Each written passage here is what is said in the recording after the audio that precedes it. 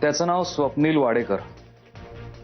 बाबांचे एक जुने मित्र आहेत अशोक वाडेकर, त्यांचा हा मुलगा. हे वाडेकर आधी पुण्याला राहिला होते आणि नंतर ते नागपूरला शिफ्ट झाले. त्यांची तेव्हा एक छोटी फार्मा कंपनी होती. या मुलानं वडिलांकडनं एकाही पैशाची मदत न घेता स्वतःचा उद्योग उभा केला. शिक्षणानं इंजिनियर आहे, अमेरिकेहून शिकून आला. त्याचा मुख्य बिझनेस आहे तो एलिव्हेशन सोल्युशन्स, म्हणजे मोठमोठी hotels, business park, residential towers अशा ठिकाणी याची कंपनी लिफ्ट बसवण्याचं काम करते. त्याचा हा एकच व्यवसाय नाही, पुण्यातल्या एका हॉटेलमध्ये याचा स्टेक आहे. याचा मावस भाऊ एक ट्रॅव्हल कंपनी चालवतो, तो सगळा पैसाही याचाच. थोडक्यात काय तर एक यशस्वी बिझनेसमॅन, आणि त्याहीपेक्षा धोकादायक म्हणजे अनमॅरिड आहे. म्हणजे विहंग तू सुद्धा हे मान्य करतोयस की हा माणूस धोकादायक आहे? हेच काकांना भेटलो, ते मोकळेपणाने बोलले माझ्याशी. हा स्वप्नील म्हणजे बाबांच्या मित्राचा मुलगा. काही दिवसांपूर्वी त्यांना योगायोगाने भेटला. बाबांनी शिवराज काकांना सरळ सरळ सांगून टाकलंय की त्यांना तुमचं हे लग्न मोडून या स्वप्नीलला त्यांचा जावई करून घ्यायला आवडेल.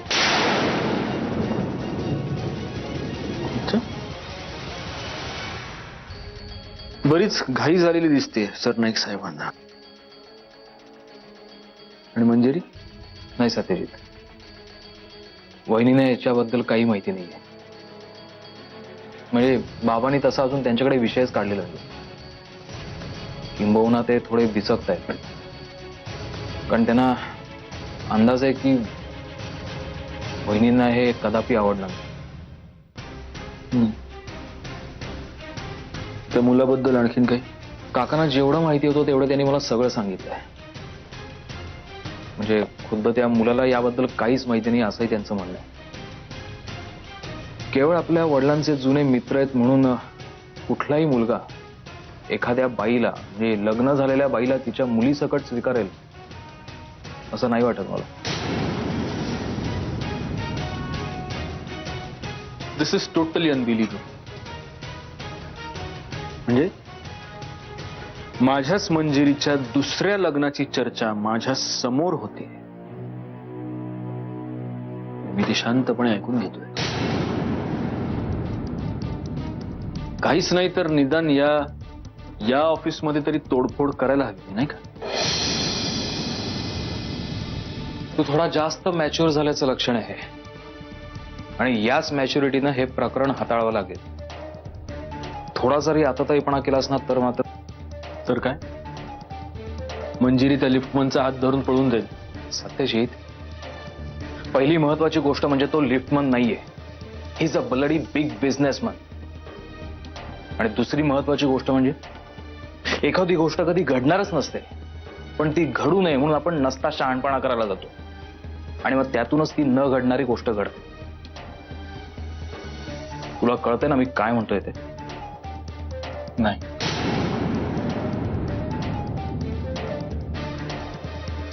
पण काळजी करू नकोस, मी काळजी घेईन. काळजी तर घेईनच मी विहंग, कारण सध्या काचेच्या भांड्यापेक्षाही नाजूक अवस्था आहे माझ्या आणि मंजिरीच्या नात्याची. त्यामुळे आपला मित्र दादा होळकर म्हणतो तशी टेक केअर घेतलीच पाहिजे.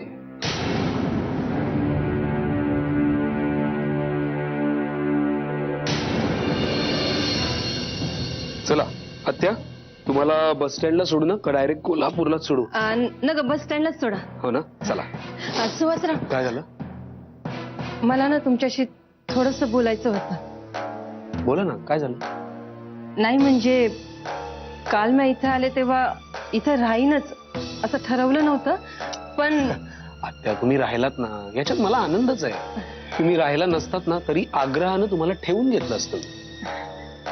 नाही म्हणजे मी ठरवलंच होतं राहायचं, कारण मला तुमच्याशी थोडंसं बोलायचं होतं. पण काल तशी संधीच मिळाली नाही ना. काय काय झालंय काय?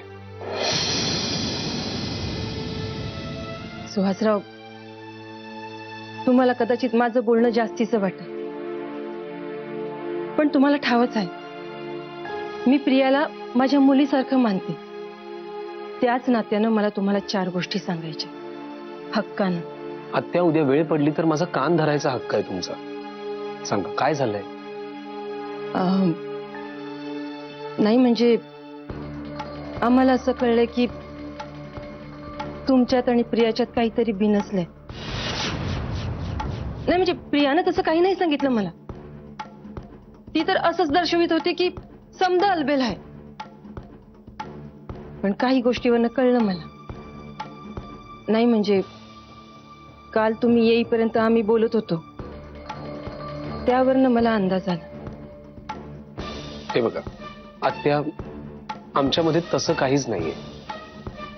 जे काही चाललंय ते सगळे गैरसमज आहेत, गैरसमज. नाही म्हणजे पटतंय मला, पटतंय ना, पण काय ना, प्रियाचं ना फक्त तुमच्यावर प्रेम आहे, बाकी दुसरं काय नाही सुहासराव. पण माझ्या मनात त्याविषयी कुठलीही शंका नाहीच आहे. मग तंटाच मिटला की. सुहासराव, तुम्ही एकच गोष्ट करा, हे ना तुम्ही स्वतःहून प्रियाला सांगा, म्हणजे ना तिच्या मनात जे काय आहे ना ते समजा मिटल बघा. 1 मिनिट आत्या, माझं प्रियावर किती प्रेम आहे याबद्दल कुणाच्याही मनात कसलीही शंका असण्याची काही गरज नाहीये. नाही, अगदी प्रियाच्या मनात सुद्धा. तसं नाही म्हणायचं मला, पण मगाशीच तुम्ही म्हणालात ना ते गैरसमज. ते प्रियाच्या मनात आहे. तिला असं वाटतंय की माझ्या मनात तिच्याविषयी संशय आहे. हीच गोष्ट खातीये तिला. पण तसं काहीच नाहीये. म्हणजे माझ्या मनात तिच्याविषयी कुठलाही संशय नाहीये. तिची ही चौकशी करण्यासाठी मला कुणाला भेटण्याची सुद्धा गरज वाटत नाहीये. आणखीन किती फोन करून सांगू मी? बघा सुहासराव, तुम्ही शांत व्हा. कंदी कंदी ना शब्दाला शब्द लागून गैरसमज होतो 2 माणसात. पण सुहासराव, तुम्ही समजूतदार आहात. हे बघा, तुम्हीच तुमच्या मनाचा मोठेपणा दाखवा, म्हणजे समजा काही सुरळीत होईल बघा. आत्या, माझं सुद्धा डोकं कधी कधी चालेल असं होतं या सगळ्यात. खरं सांगू का, आज पहिल्यांदा मी कुणाजवळ तरी मन मोकळं करून काहीतरी बोललोय. रादर कोणीतरी मी बोललेलं ऐकून घेत आहे. नाहीतर प्रिया तर तुम्हाला. हे बघा सुहासराव, मला ठाव आहे, माझी पोरगी कधी कधी पोरकटासारखं वागतीय, पण मनानं लाख आहे माझी प्रिया. मला माहित नाहीये का आत्या, पण आमच्यामध्ये सुद्धा भांडणं कधी कधी इतकी विकोपाला जातात ना.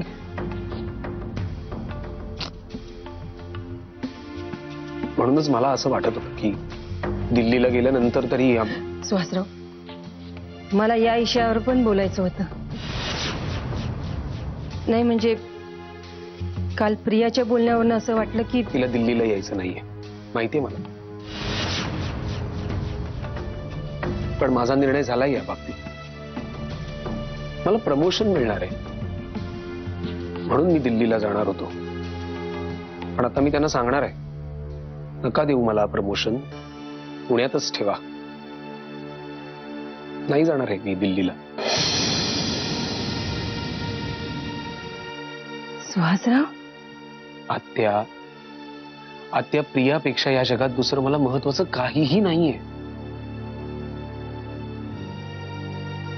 हेच ऐकायचं होतं बघा सुहासराव. तिथं वहिनी लई काळजीत होती बघा. आता ना माझ्या समजा काळजी आणि चिंता मिटल्या बघा. आणि एक गोष्ट सुहासराव, ही गोष्ट ध्यानात ठेवा बघा. घरची लक्ष्मी जर सुखात असेल ना, तर लक्ष्मी पत्ता शोधत शोधत घरी येते बघा.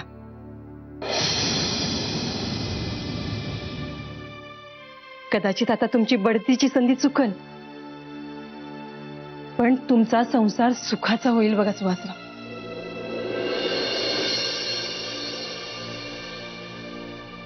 अहो, माझी बस चुकल. चला, निघायचंय. चला.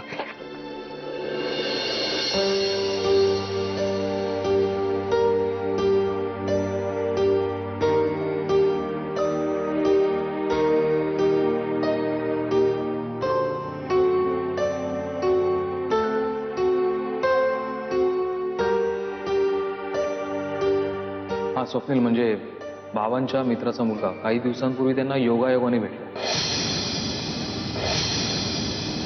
बाबांनी शिवराज काकांना सरळ सरळ सांगून टाकलं की त्यांना तुमचं हे लग्न मोडून त्या स्वप्नीलला त्यांचा जावई करून घ्यायला आवडेल.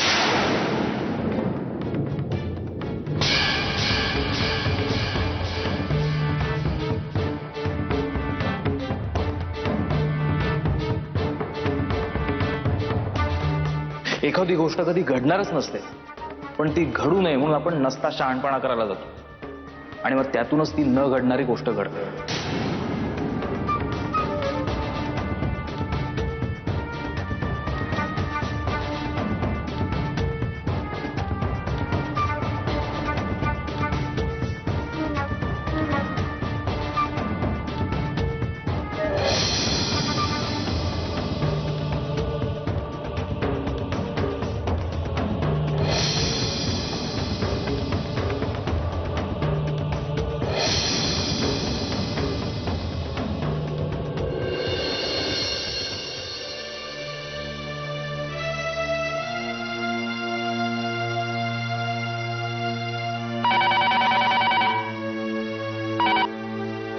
हॅलो.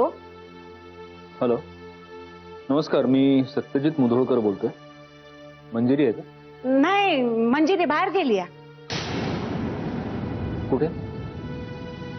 कुठं ते सांगून नाही गेली. तासाभरात परत येईल म्हणून सांगून गेली. शुभ्राला घेऊन गेले का बरोबर? नाही नाही, शुभ्रा घरातच आहे ना, माझ्याजवळ आहे.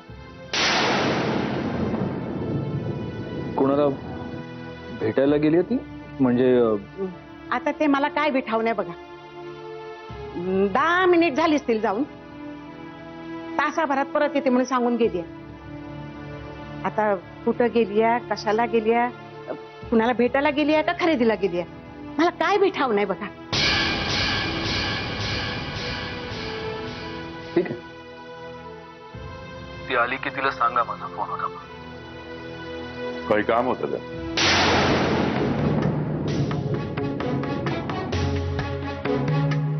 नाही, काम असं नव्हतं. माझ्या मुलीची चौकशी करायला फोन केला होता. नाही, मी आता पूर्णाबाईंचं बोलणं ऐकत होतो, त्याच्यावरून लक्षात येत आहे की तुम्ही तुमच्या मुलीची कमी माझ्या मुलीची जास्त चौकशी करत होता.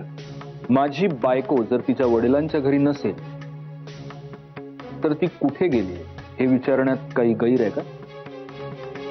मुळात तुम्ही इथं फोन करणं हेच गैर आहे ना? असं कुठला कायदा सांगतो? तीच तर अडचण. तुमच्यासारख्या गुन्हेगारासाठी कुठलीही कायदे नाही तो. नाही, शुभ्रा तिच्या आजोबांकडे उत्तम आहे. राहता राहिला प्रश्न मंजिरीचा. तिच्यासाठी परत तिथे फोन करण्याची गरज नाही. Have a nice day.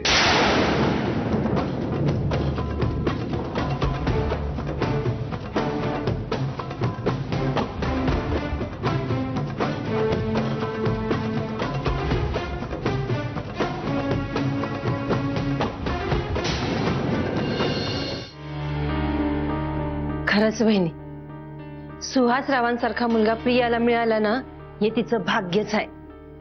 हो, पण नेमकं झालं काय होतं? म्हणजे तुम्ही फोनवर पण काही बोलला नाहीत. गैरसमज दोघांमधले. हो, म्हणजे प्रियाला कसं वाटत होतं की सुहासराव तिच्यावर संशय घेतात, पण सुहासरावांचं म्हणणं वेगळंच आहे. ते म्हणतात की त्यांचा प्रियावर पूर्ण विश्वास आहे. मग गैरसमजाचा प्रश्न येतो कुठे? तेच तर. प्रियाच्या डोक्यातलं समज खूळ आहे. हे बघ, दोघांमध्ये काहीतरी बोलाचाली झाली असेल, त्यात सुहासराव काहीतरी बोलले असतील, पण ही खुळी तेच डोक्यात घेऊन बसली. पण मी सुहासरावांशी स्पष्ट बोलले ना, त्यांचा लय जीव आहे प्रियावर.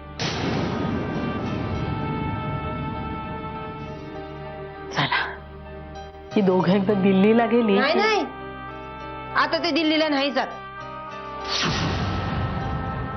अगं, प्रियाला नाही जायचं दिल्लीला. म्हणजे आता हे काय नवीन? तिकडे तिला एकलं एकलं वाटतं, घर खायला उठतं. अहो पण सुहासरावांची नोकरी आहे तिथे. हा पण ते काय बढती मिळणार होती ना त्यांना, म्हणून दिल्लीला जावं लागत होतं.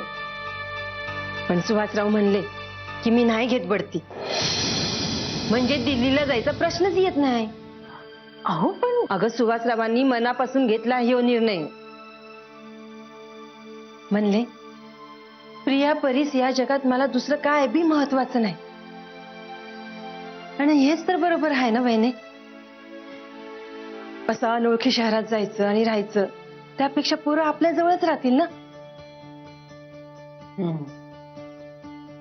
एवढा मोठा निर्णय सुहासरावांनी फक्त प्रियासाठी घेतला, हेच भाग्य आहे तिचं.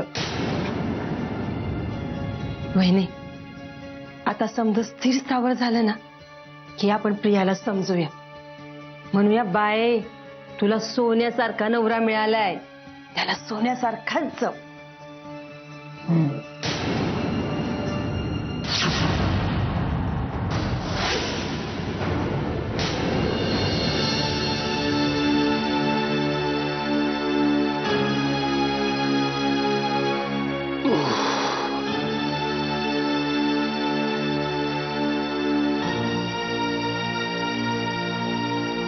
प्रिया, बोलायचं. बोल, मी ऐकते. प्रिया, मी एक निर्णय घेतलाय. मी प्रमोशन नाकारतोय. काय?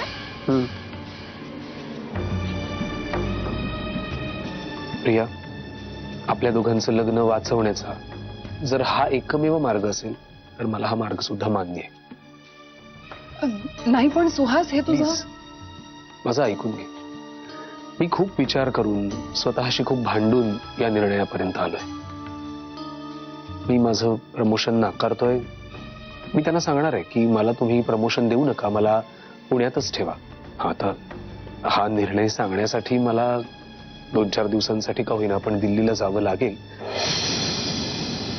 त्यावेळेलाही तुला माझ्या बरोबर यायचं नसेल तर माझी काहीच जबरदस्ती नाही. येस, अँड आय मीन एवढंच. प्रिया, तुझ्यापेक्षा या जगात मला दुसरं काहीही महत्वाचं नाही. And I mean it. Suhas,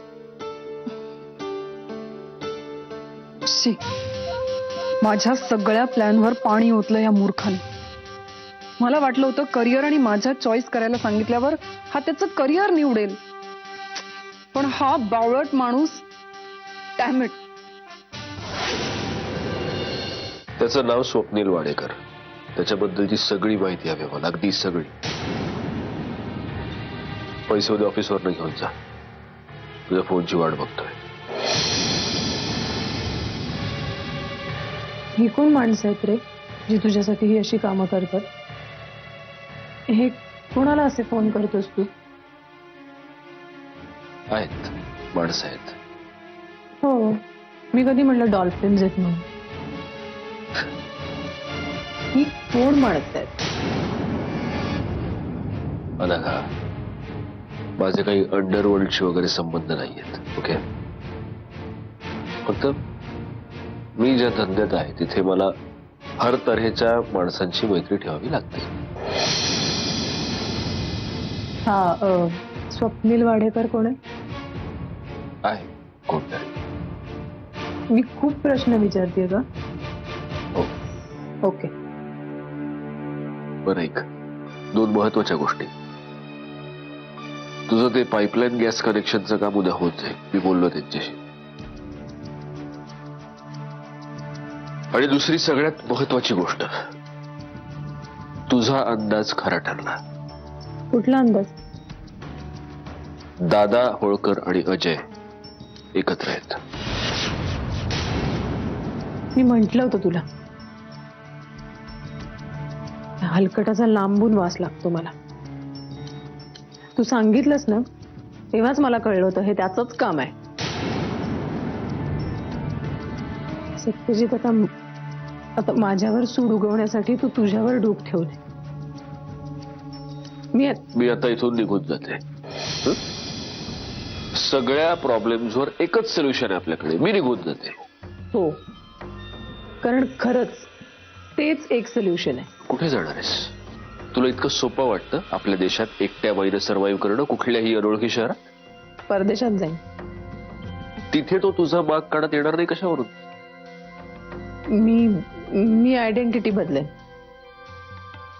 खोटा पासपोर्ट, खोटे पेपर्स. आय एम शुअर अगदीच अशक्य नाहीये. बघा, आत्ता तू एक विक्टिम आहेस. तू जर हे सगळं केलंस ना तर तू एक क्रिमिनल होशील. फावल्या वेळेत सिनेमे बघणं बंद कर, कळलं ना? दुसरं काय करू? दिवसभर घरात दुसरं काय करू मी? काहीही उद्योग नसतो मला.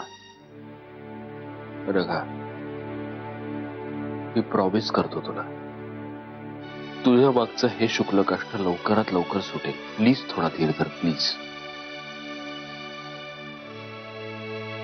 चल निघतो आता, उशीर होतोय. तर रिक्षा नाही मिळणार तुला. आधीच इथे येताना कोणी पाठलाग करू नये म्हणून गाडी आणत नाहीस, त्यातही तुझीच गैरसोय. इथे आल्यानंतर तू जी एक कप कॉफी पाजतेस त्यात सगळी भरपाई होऊन जाते. बाय. जा.